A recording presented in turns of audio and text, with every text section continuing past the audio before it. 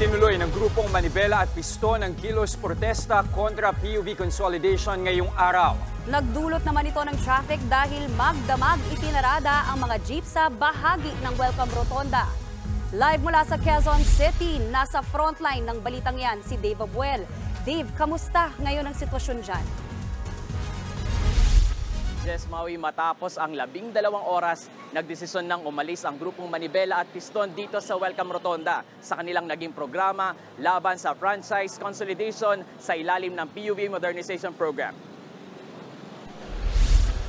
3 lane sa Welcome Rotonda ang sinakop ng mga nakaparadang jeep bilang pagprotesta nila sa franchise consolidation sa ilalim ng PUV Modernization Program.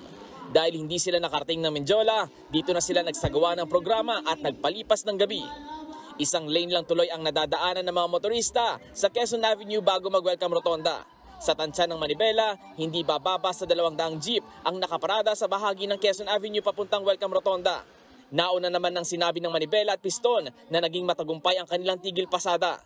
Naparalisa nga raw ang nasa 80% ng operasyon ng mga jeep. Kabilang sa nakilahok dyan ang operator na si Annabel mula Parañaque. 2 raw ang binili niyang second-hand na jeep. Pangamba niya ngayon, hindi niya na ito maibabiyahe.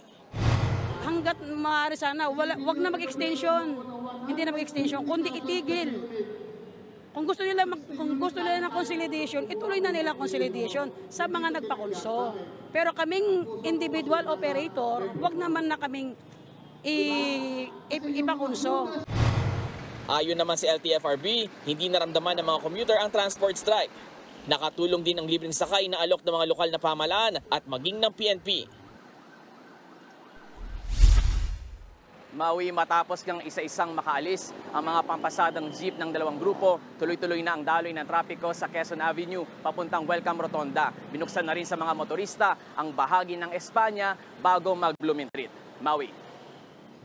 Maraming salamat, Dave Abuel. Mga kapatid, Lucy Cruz Valdez po, maging maalam at may pakialam sa mga napapanahong balita sa bansa. Tumutok at mag-subscribe sa News 5 social media pages.